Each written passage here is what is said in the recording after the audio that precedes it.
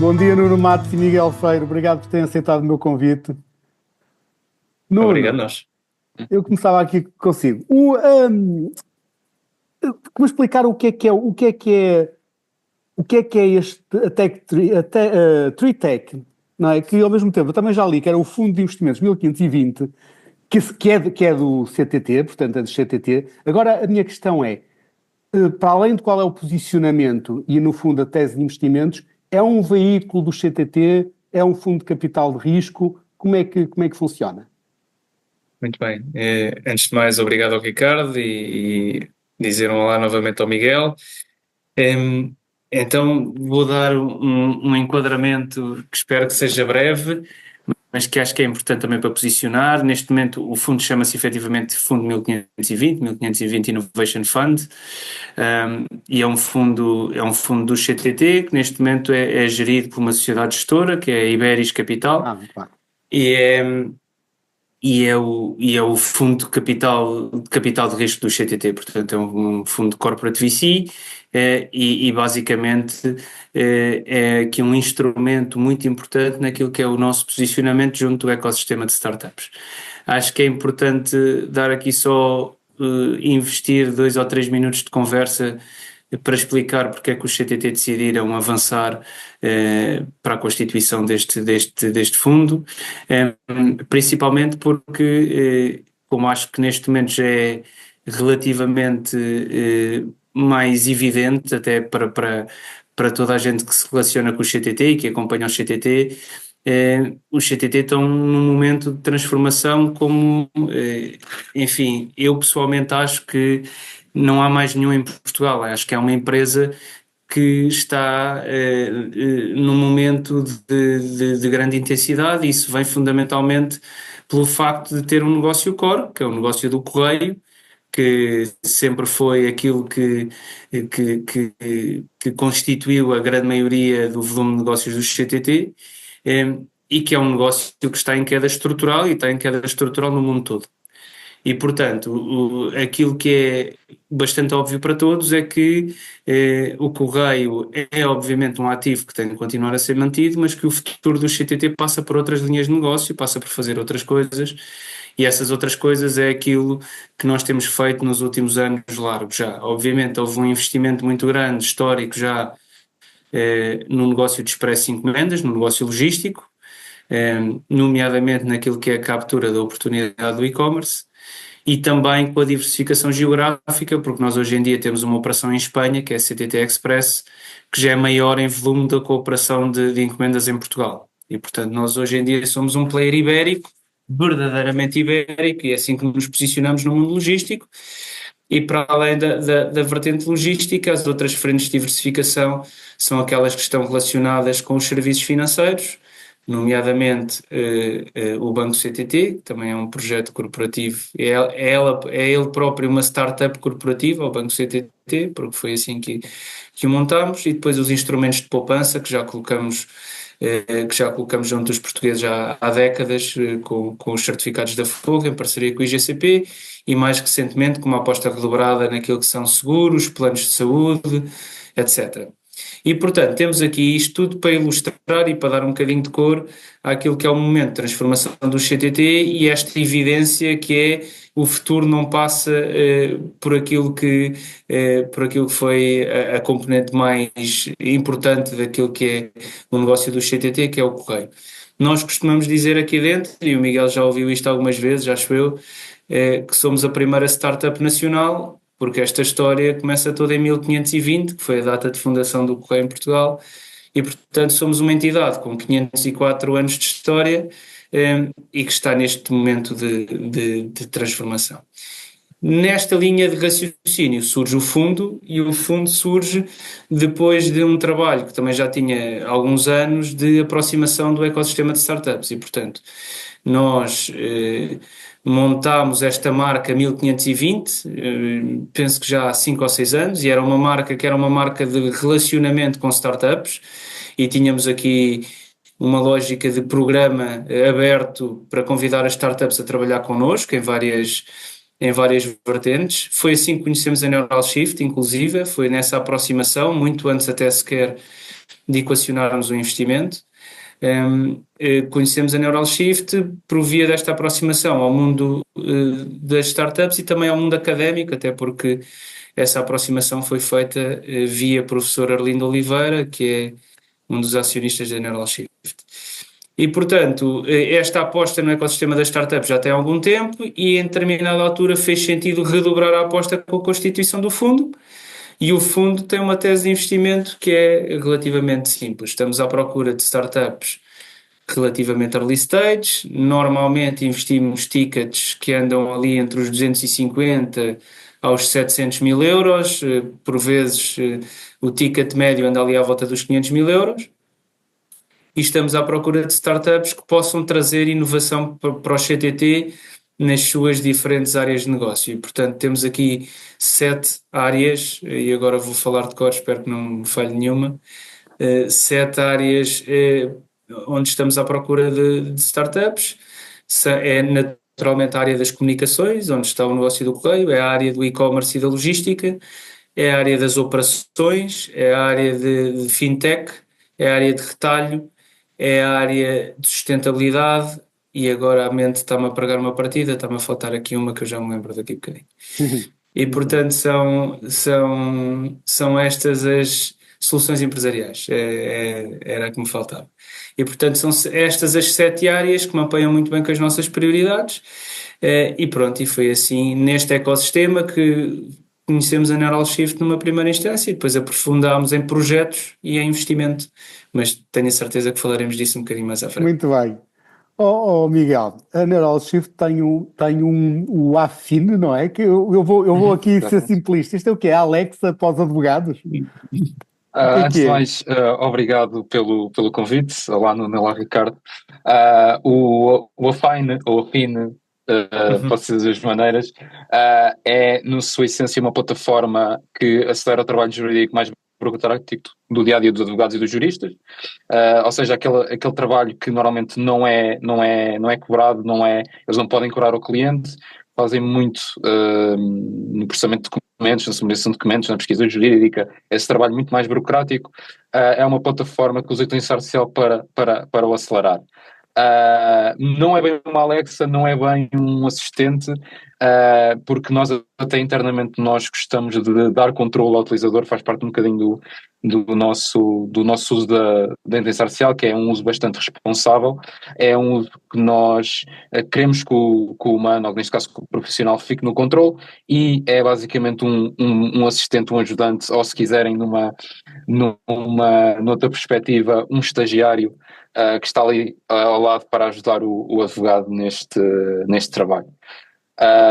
Nem sempre foi assim, e agora queria só pegar ali num ponto que o Nuno disse, que porque a Neural Shift na sua essência, no seu core, era uma empresa que desenvolvia inteligência artificial, modelos de inteligência artificial, e depois construir soluções por cima. O CTT eram de longe também o nosso maior cliente. Acho que a nossa relação com eles foi um sucesso, sempre correu bem.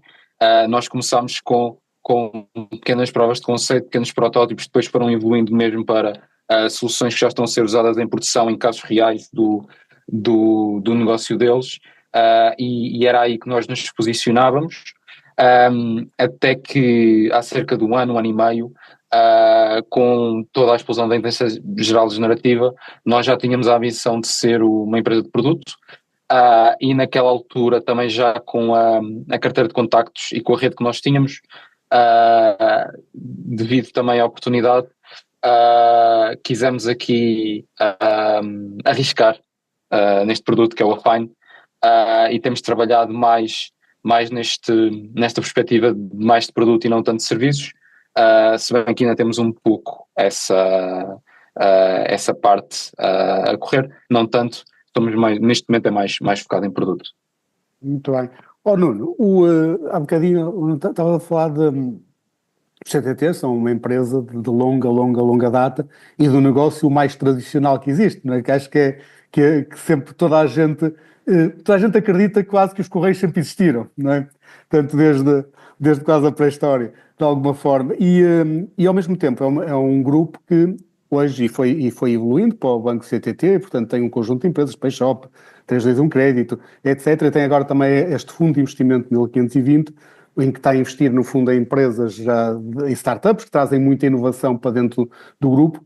E isto é óbvio. A minha pergunta é, como é que isto coexiste no dia a dia? Ou seja, como é que por um lado, como é que estas duas realidades, ou seja, do negócio tradicional com os novos negócios que o grupo tem vindo a desenvolver, como é que eles se cruzam no dia a dia e de que forma é que a inovação, que obviamente a inovação que acontece no tradicional e nos novos, portanto isto não tem, mas de que forma é que ela é, por exemplo, a inovação que advém de investimentos, como é o caso da Neuroshift e outros, como é que ela é verdadeiramente incorporada no grupo e nas outras empresas? Isso é uma excelente questão e pronto, uma das minhas responsabilidades nesta casa é precisamente a da gestão da inovação. Eu sou responsável pela equipa digital, novos canais e inovação do CTT. E o que é verdadeiramente, acho eu, entusiasmante em trabalhar no CTT é poder presenciar ao vivo essa transição, não é? Porque eu quando entrei no CTT em 2015, vou fazer daqui a umas semanas 10 anos de CTT, parece que foi ontem, o peso da área de negócio correio no volume de negócios do CTT era mais de 80%. E do ponto de vista de rentabilidade, de margem, era também mais de 80%.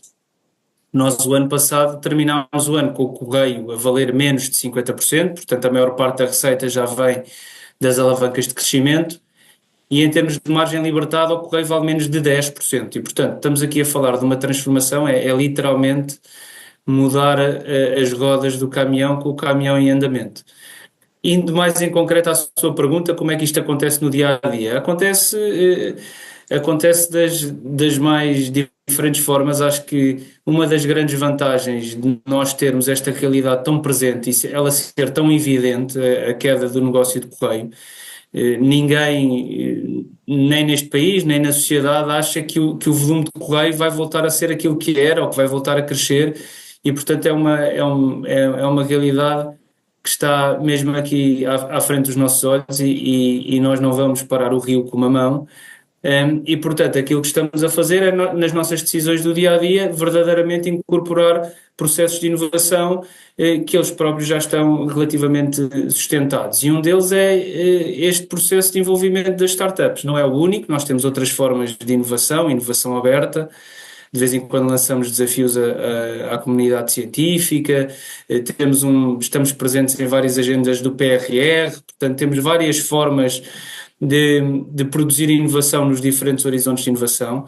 Quando falamos das startups, efetivamente temos aqui uma máquina bem montada de termos o nosso ecossistema de scouting e, portanto, estamos muito próximos de aceleradoras, incubadoras, desses atores do ecossistema e, portanto, com muita frequência somos contactados ou nós entramos em contacto com startups e depois começa-se aqui uma dança de trazermos essas startups para aquilo que é a realidade do CTT, falarmos com elas, percebermos quais são as áreas que faz mais sentido apresentar as ditas startups e depois é uma lógica de começar este trabalho a acontecer em conjunto.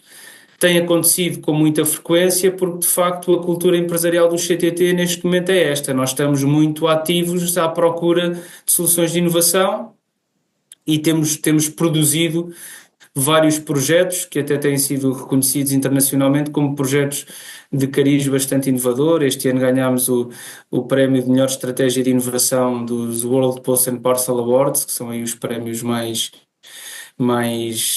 badalados da indústria postal. Isto só para fazer o ponto de que esta fluidez acontece porque neste momento a cultura empresarial do CTT está muito para aí virada.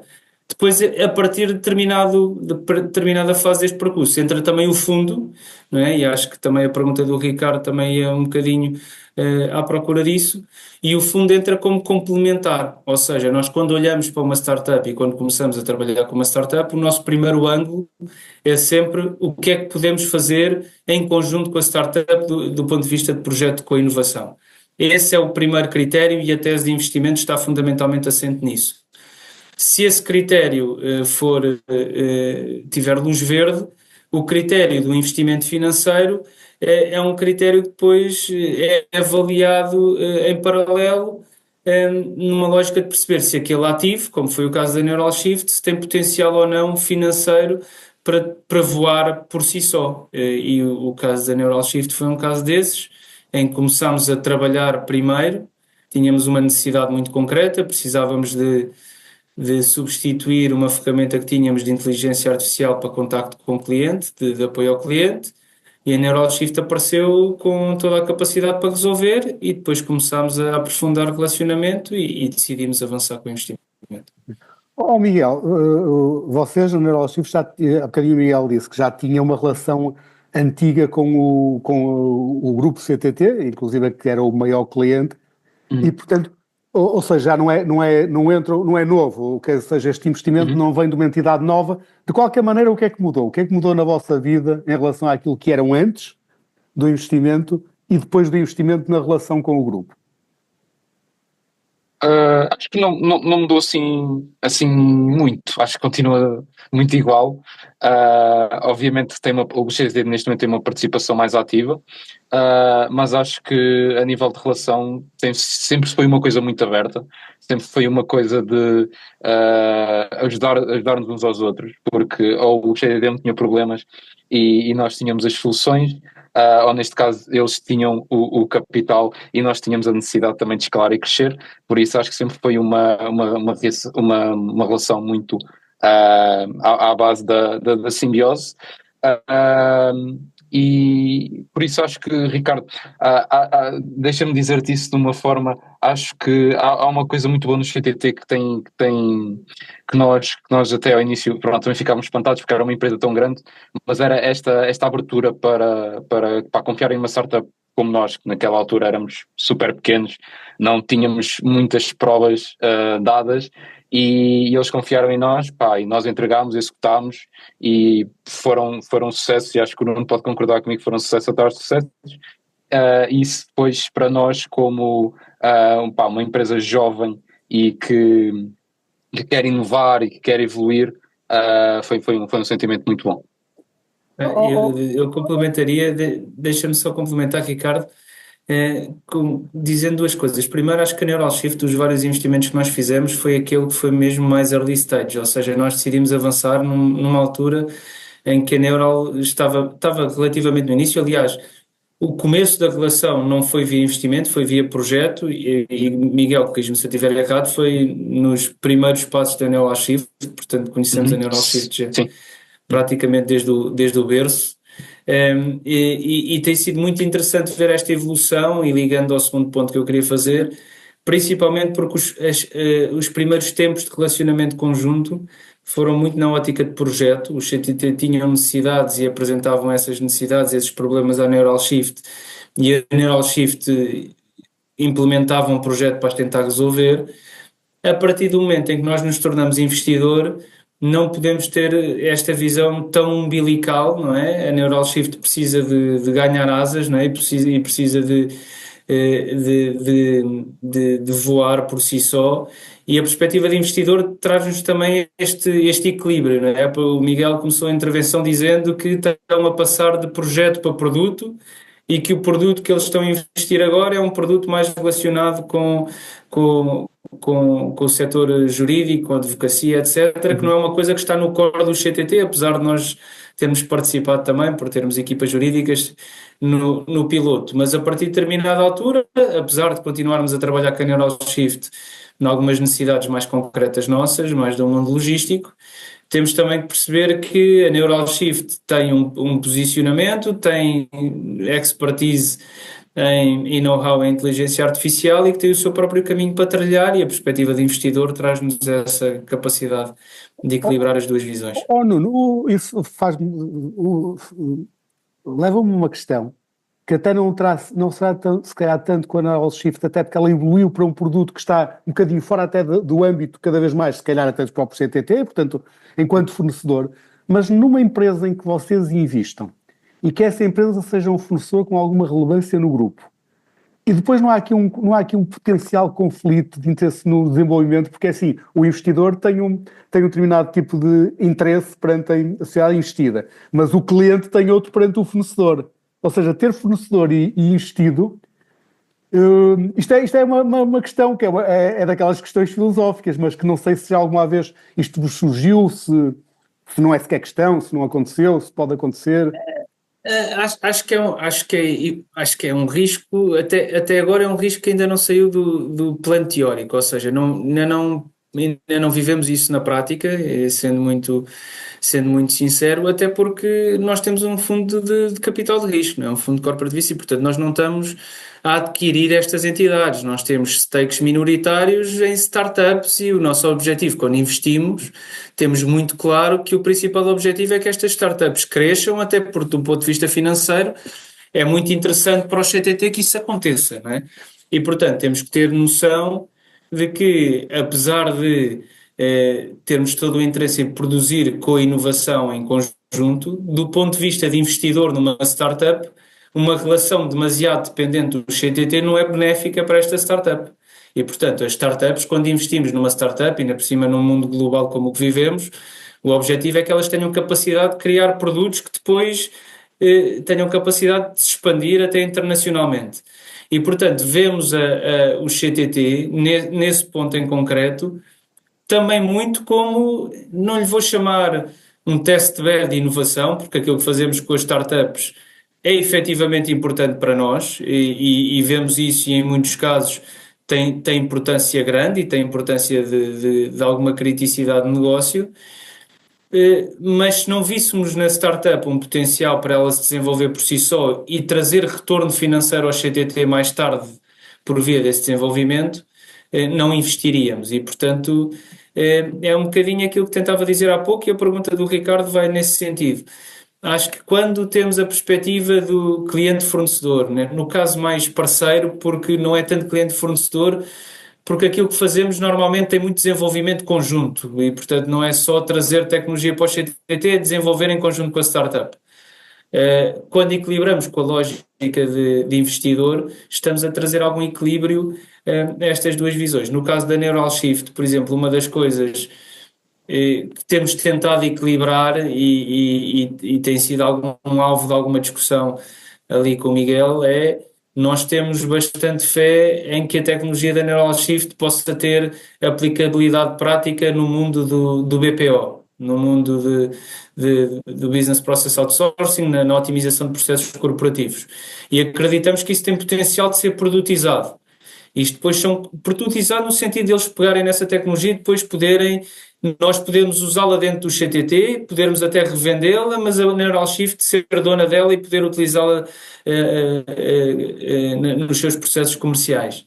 E isso é um processo conjunto de falar com o Miguel, perceber como é que isso pode encaixar naquilo que é o roadmap da Neural Shift, nas prioridades também com a Fine, etc. E, portanto, equilibramos aqui as duas visões, a visão de parceria e a visão de investidor. Muito bem. Miguel, o Afine, que é, portanto, no fundo, os vossos clientes, eu imagino que são escritórios de advogados, e a minha questão é mesmo uma curiosidade, assim, os advogados são, por natureza, pessoas conservadoras, são pessoas que têm, e que é normal, e é humano, ou seja, são pessoas que basearam toda a sua vida no seu conhecimento, algo que consideram muitas vezes quase único.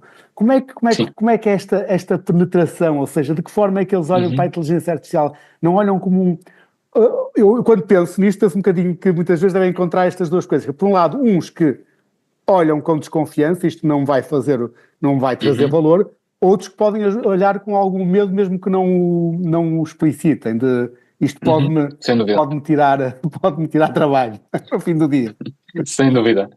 E acho que o que acabaste de escrever são mesmo os dois sentimentos que nós temos encontrado. Ou seja, tem sido um ou o outro, o meio termo é raro. E isto tem sido uma verdadeira aventura, mesmo nesta parte de trabalhar com este tipo de clientes, de trabalhar com este tipo de utilizadores. Tem sido um caminho de muita gestão de expectativas, de muita literacia da inteligência artificial, ou seja, o que é que está por trás do nosso produto, como é que o nosso produto funciona, como é que vocês podem tirar o maior partido do nosso produto e como. E como tu disseste, os advogados são pessoas com as suas particularidades. Algum deles também não têm muita fama de terem muita literacia digital e tecnológica. E isto é um caminho que tem de ser feito e tem de ser desenvolvido, e nós temos trabalhado muito nisso, e acredito que, por exemplo, o sentimento que havia há cerca de um ano atrás, por exemplo, da inteligência artificial vir-nos a substituir, acho que isso já está mais ou menos, já não temos pelo menos reconhecido ou identificado muito esse sentimento. Agora é muito o sentimento de quando a inteligência são muito sensíveis ao erro, e quando a inteligência artificial devolve um erro, ou a resposta não está como eles querem, ou tem qualquer tipo de erro, isto já não funciona, não quero isto para nada, pronto. Então há aqui um grande trabalho, como disse, de gestão de expectativas, de literacia tecnológica que tem de ser feito, e pronto, e é um caminho, e nesse aspecto tem sido uma autêntica aventura. E penso que é isso. Acho que temos desenvolvido muito também nesse caminho, muito à base também de sessões de onboarding, de seminários, de partilha de conhecimento, documentação, etc, etc.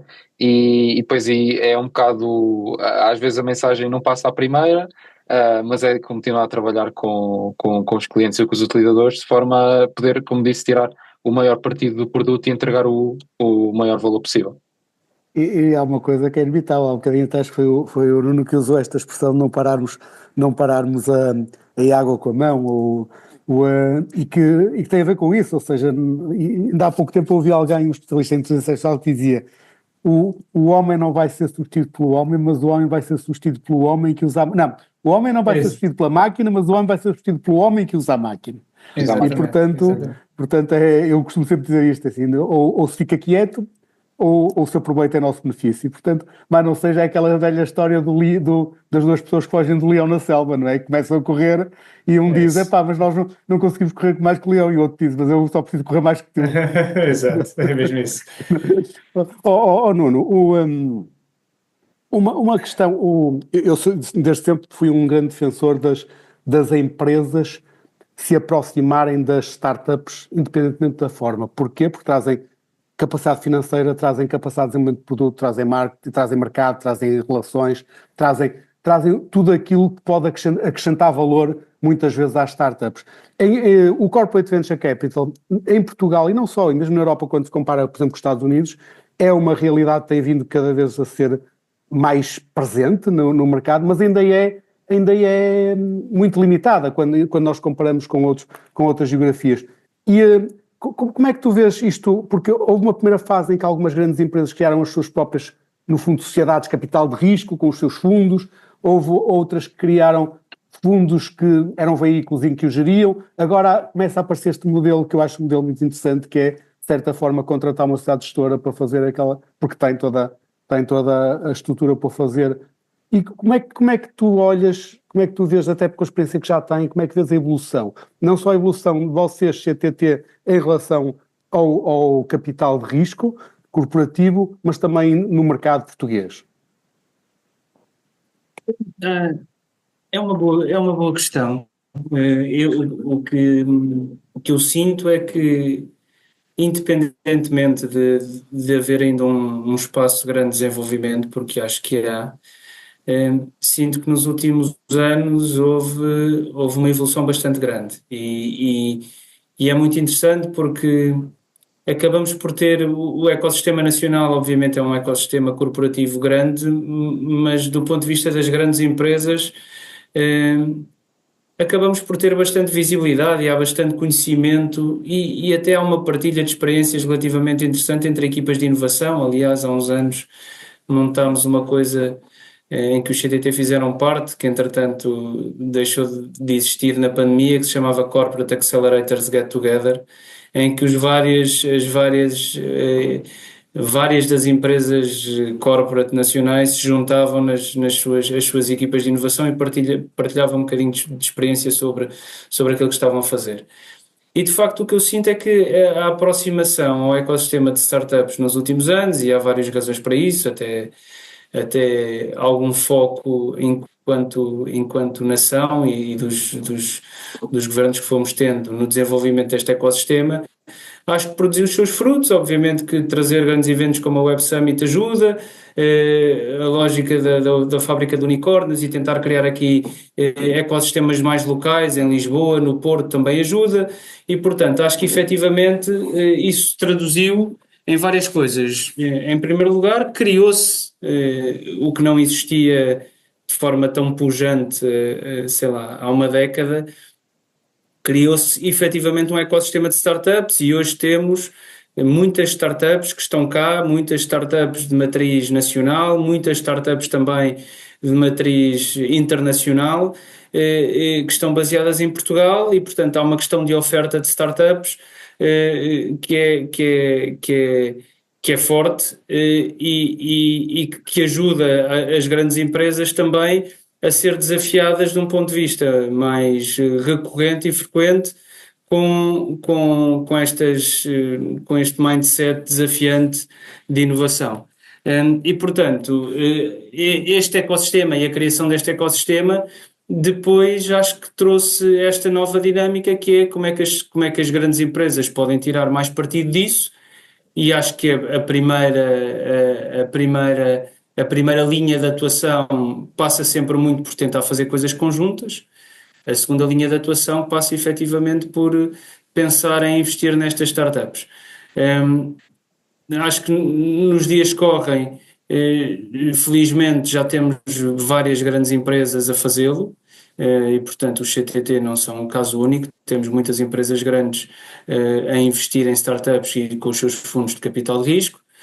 Obviamente que há aqui mecanismos e até mecanismos de otimização e de incentivo fiscal que ajudam a que isso aconteça também, e o tema do CIFID é também um enabler para que estas empresas vejam nisto vantagens do ponto de vista de investimento, e acho que aproxima muito aquilo que é a realidade destas grandes empresas da ótica do investimento nas startups.